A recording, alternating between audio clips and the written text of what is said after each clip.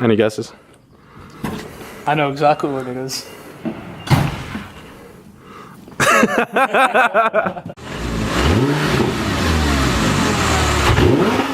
We just finished the vlog for the S13 Sylvia, and about the coolest part ever for that thing right there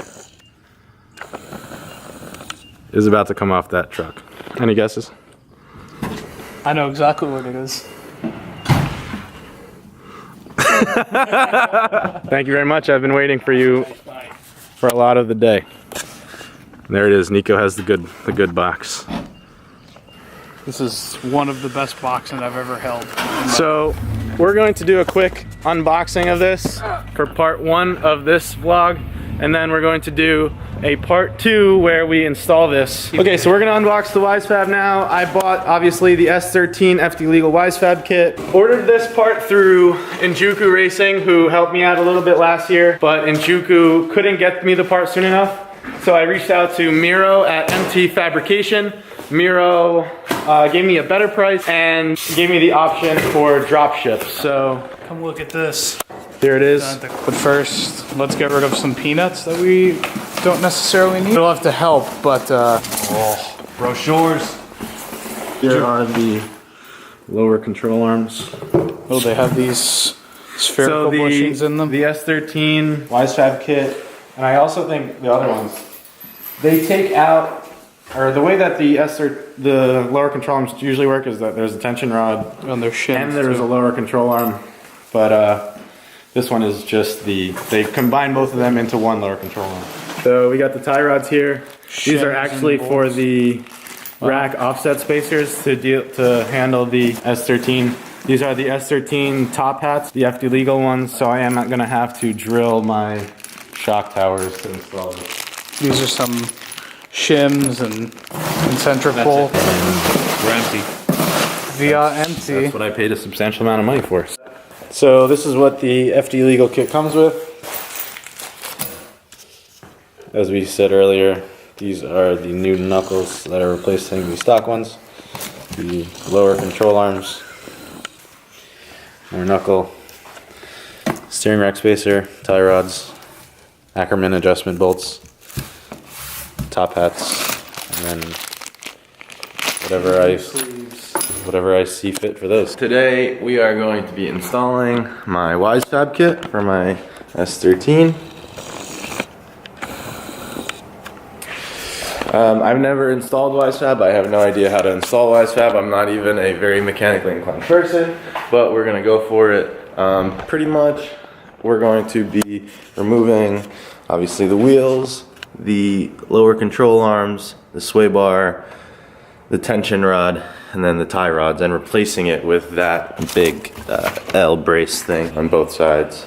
Then mounting the bottom of the coilover to the new Wisefab knuckles, and then using offset rack spacers to fix that. So I'm gonna start by removing the front end, and then we'll go from there. So the first thing you wanna do is you wanna take off your wheels. First, we're going to take off the caliper, removing these two bolts here, sliding the caliper off, hanging it somewhere safe, probably hang it from my tube front end, and then we're going to slide the rotor off. After we slide the rotor off, we're going to remove this bolt to take off the hub. So now that we have the brake caliper and rotor off, we need to take off this nut. I don't know if I have a socket big enough to take that off, but I guess we'll find out. I'm going to maybe take off the coilover now and see if that'll do anything. So I took off the axle nut on the front here, or the hub nut, and about to take off what I think these are tension rods. Bear with me, I don't really know what these parts are called. These come off with a 19mm on the bottom here, and then I'm going to remove the sway bar. Since the sway bar is not going to be used anymore, then I'm going to unbolt this from the coilover and remove the lower control arm as one. I don't know what to do with this, but we'll fight that battle when we get there. So, all right, so far I took off the knuckle with the aftermarket lower control arm. Those are MA Motorsports Awesome Tron knuckles. Took off the tension rod, took off the coilover. I don't really know how to put the Wisefab top hat on that coilover. I don't really know how to take that thing apart, but like I said, I have no idea what I'm doing. I'm kind of just following YouTube and other videos on how to put this on. I'm just going with it. I'm like just a regular, not mechanic guy trying to do a pretty intensive job that people charge a lot of money to do. So I did this because I wanted to know my front suspension and I wanted to know how it works and how I could plan to react. I don't know how to take off this tie rod. I'm gonna just take off that boot there, try to get behind it and disconnect it from the steering rack, which I think is the steering rack. And then I'm gonna start putting on shock tower mounts to the top of that, steering offset rack spacers for this tie rod, and then we're gonna go from there. Hey, Wisefab is cheating, but it's live. I finished up this side, then Nick came over, he pulled my tie rods out. Right there, SPL. And then what took me an hour to do that side, we finished this side in all of 15 minutes, or well, at least the disassembly of that side in all of 15 minutes. The whole dozer. So we're going to drill the hole where we roughly know. In order for the top adjusting piece to clear, it needs to have a hole in it. So that's what we're going to do. We're going to drill a hole so then this adjuster piece Can pop through the top of its you can adjust just coil over as you would top hat. normally. So we're going to go ahead and drill this hole.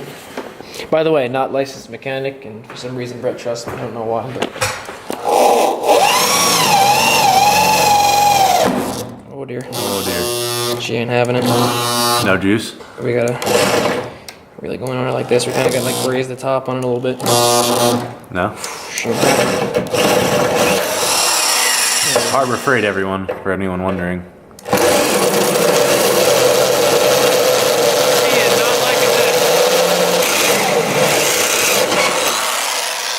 And there you have it. See how good I lined it up. It did take a little.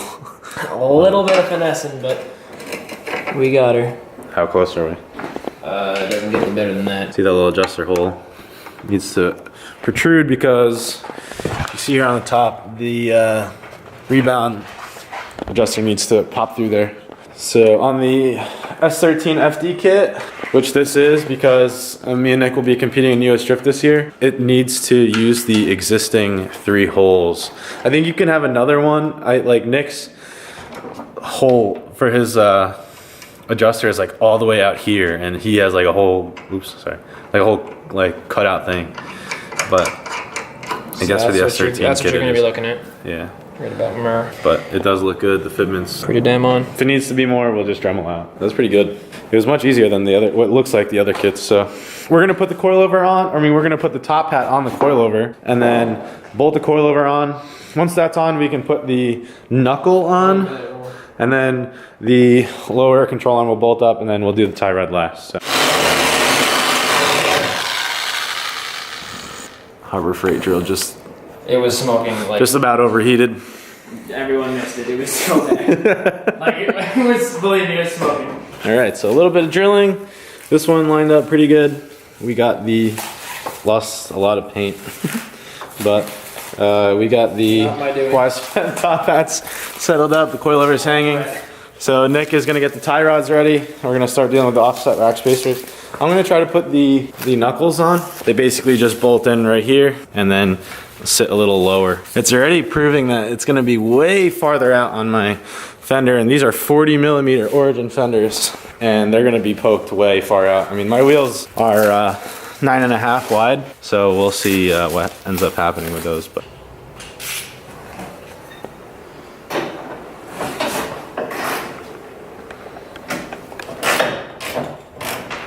Brett, what are you doing? I'm bolting on my lower control arm. And it's terrible. All right, and now we're panning over to Nick. Nick, what are you doing? Sticking things and things. Looks like a condom. Very nice, very nice. All right, what's up, guys? It's Stanley from Drifto Squad. So the other day you saw that we were unboxing. All right, anyways, so here we have Brett's Wisefab that you saw the unboxing video the other day. Here's a 240, and now we're installing it. So the process is not that bad. Last night we actually went to Home Depot to buy some piece of drill bit, and we had to drill that so the thing can go through. I don't know. I'm not a mechanic. I don't do this stuff. Yeah, the whole video. So pretty much we're really confused. We don't know what's going on. This goes on like We that. have a trained professional here, it's fine. See, look No, at I this. think this is on this. They're- No, caliper goes in the They're back. both like orangutans trying to figure out how to put this Caliper in on. the front of this side? Yeah. Look on the. We don't know how to Wisefab. No, caliper goes in the back. Get Caliper the never goes in the instructions. front. All right, where's the instructions at?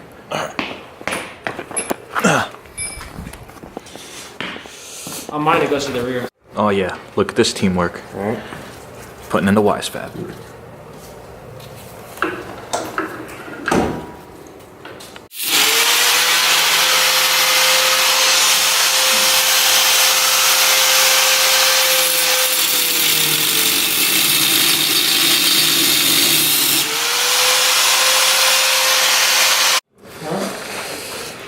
All right, so we have the shock on, rotor caliper on, and the Wisefab is on. So we do have the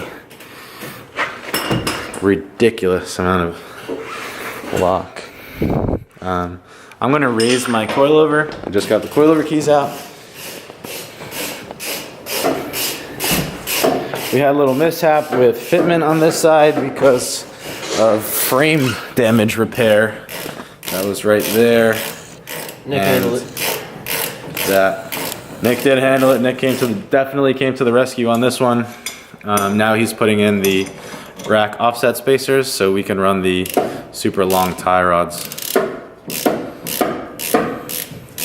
But it's pretty much done. Once he puts those in, I'm gonna raise the car and then we'll put the wheels on and see what's up. All right, so we got the wheel on and the fitment is as ridiculous as expected. All the components are in. Just spent like 30 minutes trying to adjust ride heights for me to clear it. I used to pride myself on perfect front fitment, but now that's a thing of the past. Now it's just straight Turk Wisefab fitment. I gotta gun down the wheels and then I'm gonna drop it and I'll show you a video later. All right, we got everything bolted up. The only thing that we need to do is we need to zip tie the brake line away from rubbing at the wheel because it rubs a little bit of lock, but that's okay. And everything's on, so this is what you can expect from S13 angle kit from Wisefab.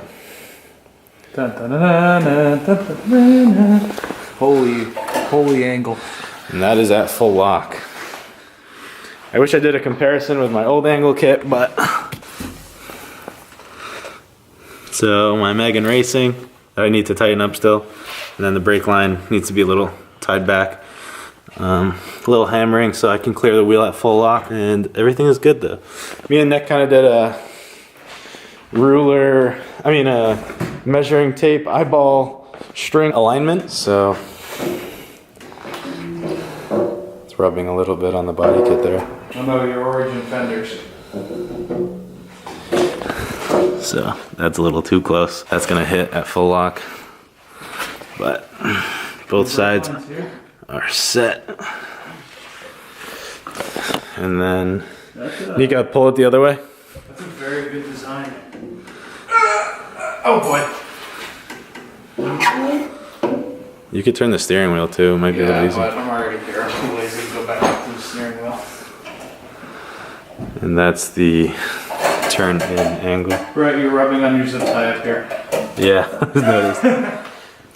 So the car, as I said earlier, was in some sort of front end accident where this frame rail was replaced, which I know about, and we had a little bit of issue fitting this. But if we didn't have an issue fitting that, this install would have taken all of like 3 hours, but it took us 5 instead. That's after install and where we did the adjustment and alignment stuff. Me and Nick, as I said earlier, did a little bit of a measuring tape alignment. That's good enough, kind of just so I can get the car onto the trailer so I can send it to DC Tire, who's going to do my alignment. But now that we're all done, I'm going to start cleaning stuff up. We're going to put it on the ground and we're going to see if my ride height is good enough and if I need to raise it a little bit more. But so far poked out at this point that when they start turning for lock, they get really close to the fenders. And under load, like right here at full lock. I mean, this side's a little better, but on the other side at full lock like this, it rubs on the fender. Or in air, it rubs on the fender. I mean, my springs are so stiff that it might not do it, but we'll see what happens. What's up, everybody? So Brett and Nick just finished up the Wisefab kit. I was not able to be here for the install because I'm employed, unfortunately.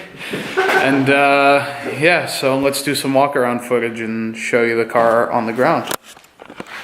So this is kind of high. It has a lot of clearance, but anyone with a Wisefab kit will know that this is low for Wisefab. All things considered, at full lock, the wheel articulates and the suspension compresses, and it gets real close. This edge gets real close to like this area here. That and So, on the other side as well. There's not much we can do about that. Still looks awesome. Still Yeah, pokes it still like a looks good. motherfucker. Which is very super good. turd fitment. I actually don't like this look as much as I like my previous look, but what can you do? That's kind of the trade-off of the game, you know? The car went quickly from a have fun car to literally a pro-am level car, and Wisefab was really what the car was missing. Next up is More power. more power and the dog box. I'm not gonna switch out the dog box until my trans goes, and that trans seems super It's healthy. T56. It's never breaking. I know this. So if you like this vlog, like, share, comment, subscribe. all those things. The install was tough, but it could have been easier if the car was in perfect condition. Overall, as a basic dude, instead of spending $600 to $1,000 to get this done, just do it yourself. You know, it's great because now I know in the back of my head that if my Wisefab goes, I can throw on that control arm, I can throw on that tie rod. And trackside, it's kind of better to know what's going on with your geometry. Me and Nick did the alignment ourselves, so it's obviously probably not going to It was a broomstick and a string alignment is what it was. Yeah, but sometimes those alignments are better than the real alignments. They're always better. So if you liked it, stay tuned. Obviously, this car is going to be debuting with the Wisefab at opening moves. I've been at clubloose all last year though, so it's going to be really weird to see how I drive with the Wisefab. And we'll see you guys next time. Drive me, Brett. Drive me. Oh, very soon.